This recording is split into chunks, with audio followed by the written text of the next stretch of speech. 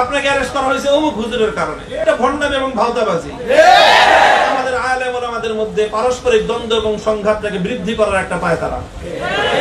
কিন্তু আমি মনে করি যে বাংলাদেশের কোন আলেম, সে যেই পক্ষেরই হোক, তাদের সাথে আমাদের রাজনৈতিক বা সাংগঠনিক বিরোধ থাকতে পারে, কিন্তু কেউ আমাদের এই গ্রেফতারির জন্য দায়ী এটা আমি মনে করি না। কারণ কোন আলেমের কাছে এমন ক্ষমতাই নাই, শক্তিই নাই যে তারা আমাদেরকে গ্রেফতার করবে বা একজন আলেম আরেকজন আলেমকে গ্রেফতার করবে। এই ক্ষমতা বাংলাদেশে কোন আলেমের আছে?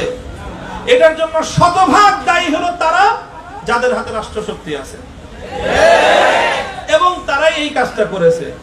তারা এই কাজটা করে কি, যে তারা আমাদের উপর জুলুম করলো, আবার আমাদেরকে এসে বলে, আরে হুজুর, আর আপনাদের উপর জুলুম করছে তো ওই যে অমুক হুজুরের কারণে, আপনাকে অ্যারেস্ট করা হয়েছে অমুক হুজুরের কারণে।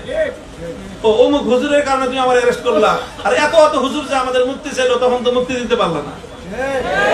এইগুলো হলো আরেকটা ভণ্ডামি এবং ভাওতাবাজি। আমাদের আলেম ওলামাদের মধ্যে পারস্পরিক দ্বন্দ্ব এবং সংঘাতটাকে বৃদ্ধি করার একটা পায়তারা। এই জন্য আমি পরিষ্কার আমার ব্যক্তিগত জায়গা থেকে আমি বলে দিচ্ছি, আমি আমার এই গ্রেফতারির জন্য, আমার উপরে এই জুলুম নির্যাতনের জন্য বাংলাদেশের কোন আলেমকে, কোন ইসলামপন্থীকে ন্যূনতম আমি দায়ী মনে করি না।